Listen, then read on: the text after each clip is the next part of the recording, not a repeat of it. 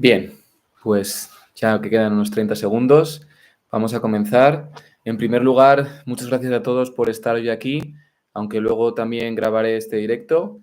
Es un placer que me podáis acompañar esta tarde para comentar la última actualidad acerca de Israel, que es bastante importante todo lo que ha sucedido en este fin de semana y ya desde el día de ayer. Bien, el formato va a ser muy ágil, muy ameno.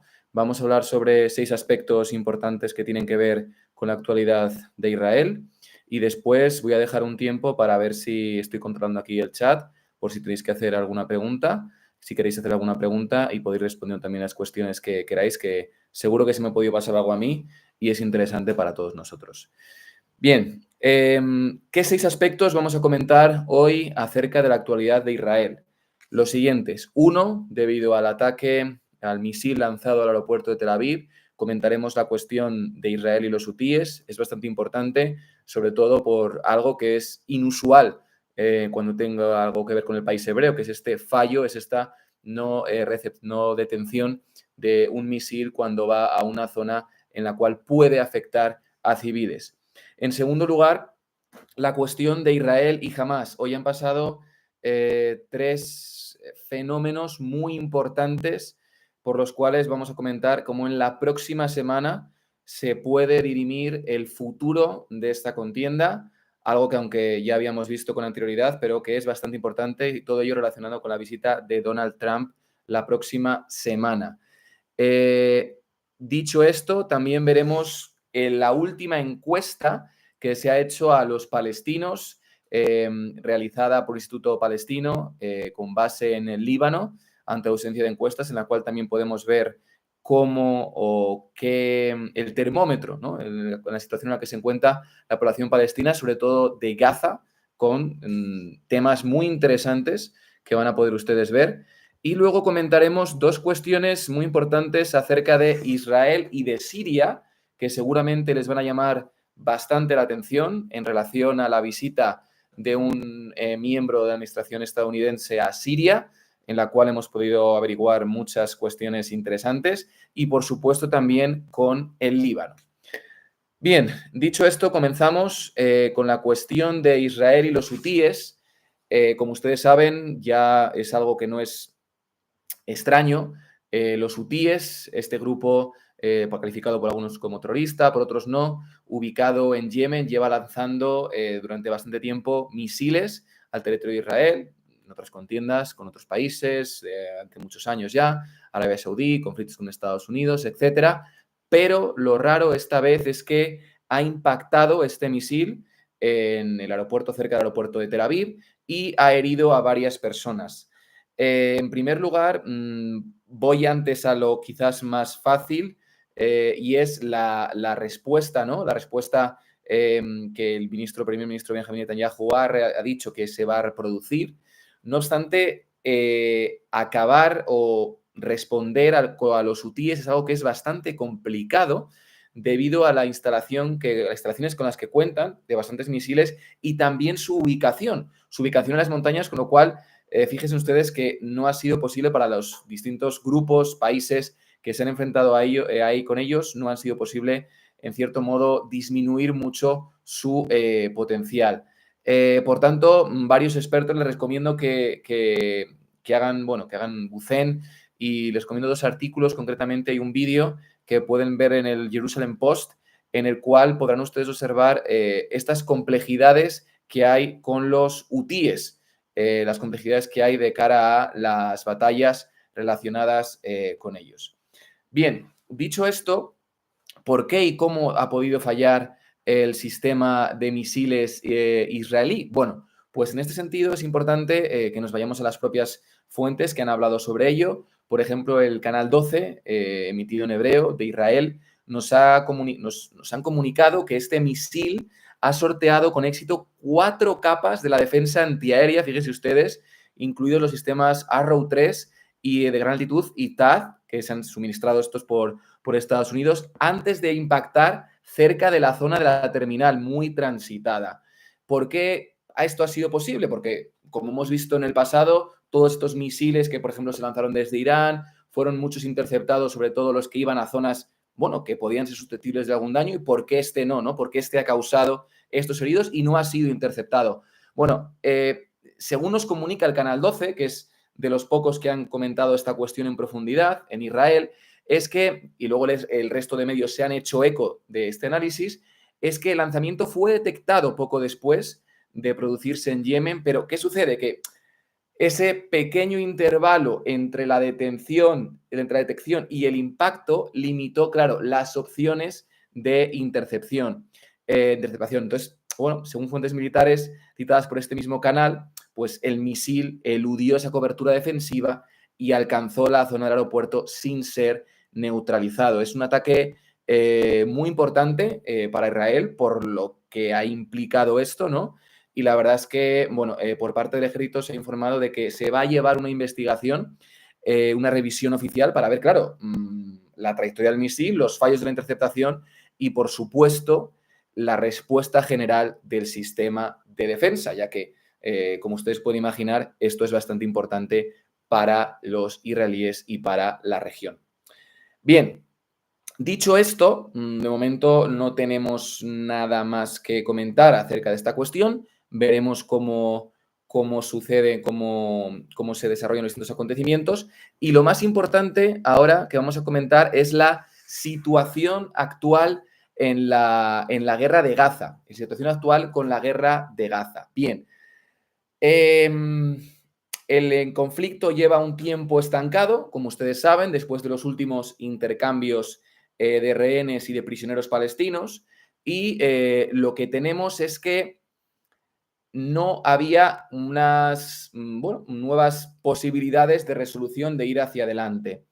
Ha habido, como siempre, diversos contactos, sobre todo mediando con Egipto, y lo que sucede es que hoy mismo, hoy lunes por la mañana, tras su aprobación ayer, oficiales israelíes han comunicado a diversas fuentes, si lo pueden ver ustedes en diversos medios de comunicación, pero la primera fuente a la que esto fue confirmado, la fuente que cita expresamente que lo que les voy a comentar fue confirmado, fue el Jerusalem Post, y es que Israel está preparado para llevar el plan de los generales, ¿de acuerdo? El plan de los generales.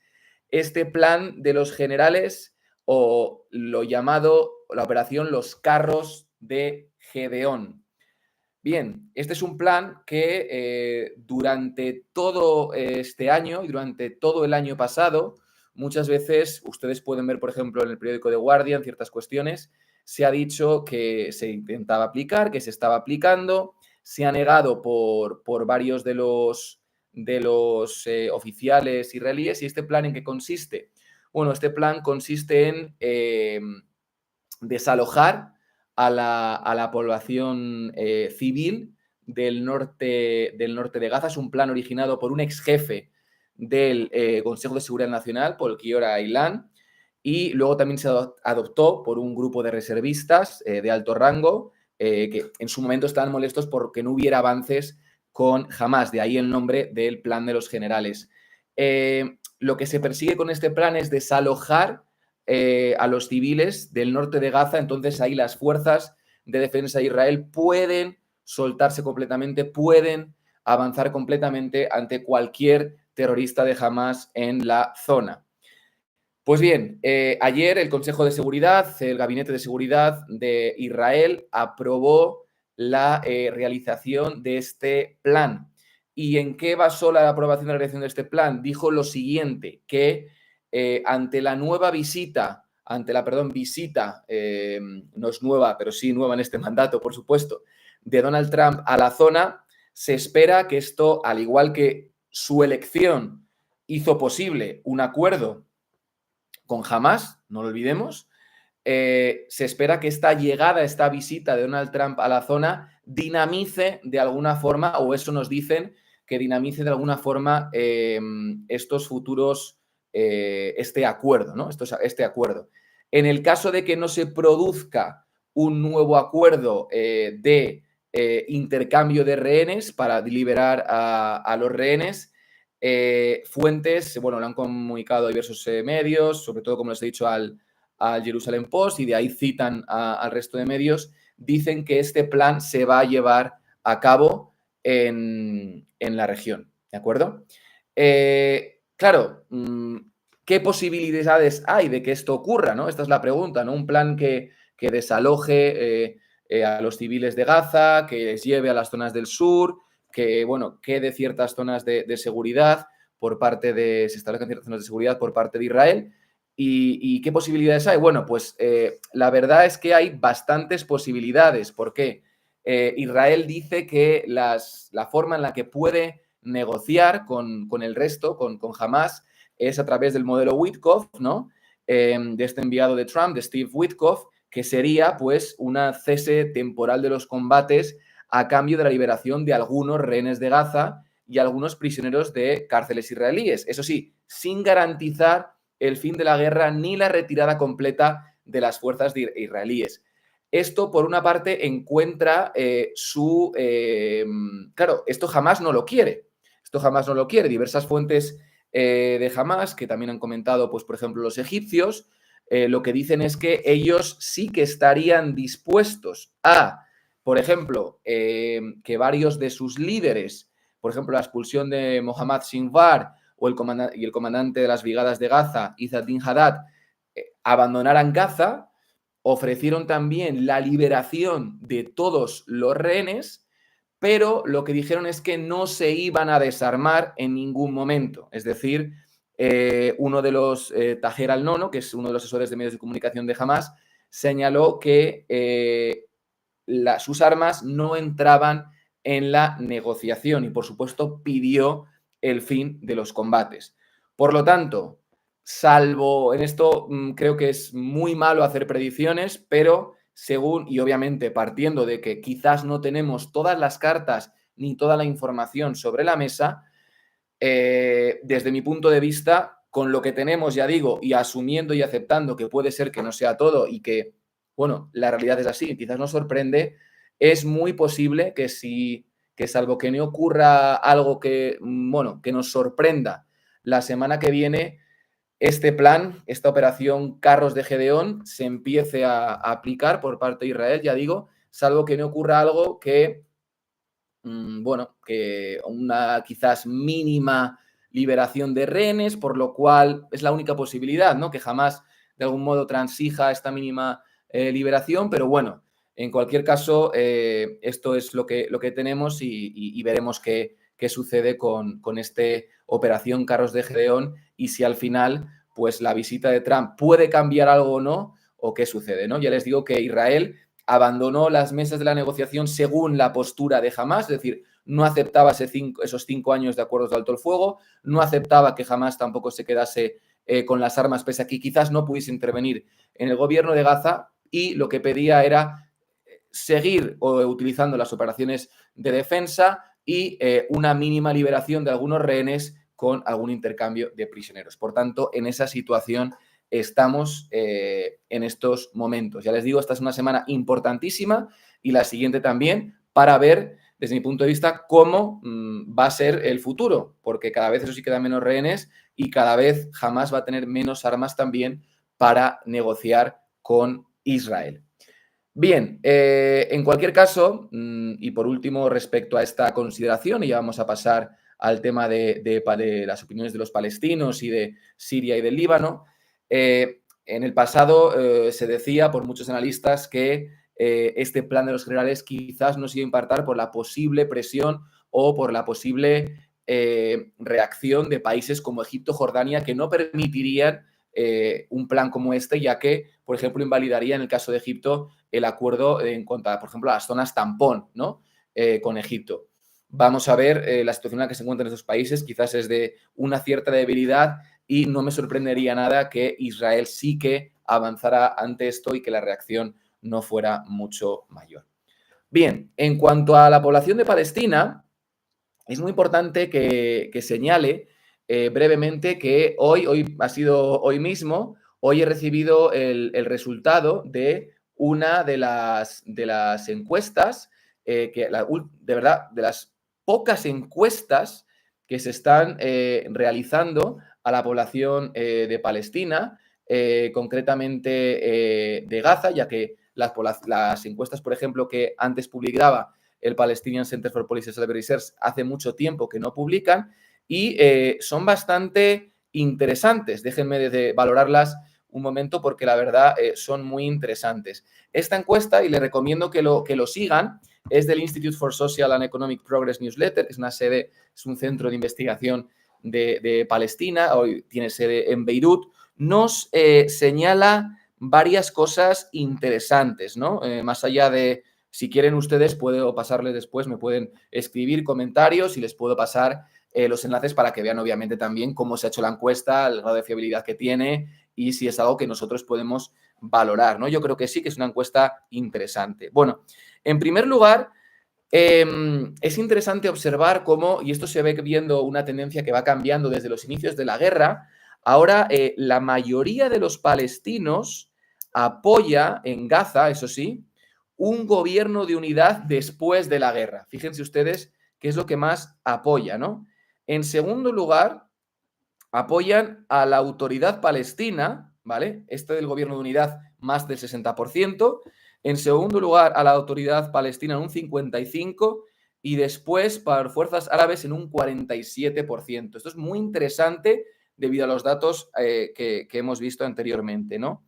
Luego también vemos que las facciones palestinas están en declive, es decir, las facciones tradicionales palestinas cada vez están experimentando un mayor declive.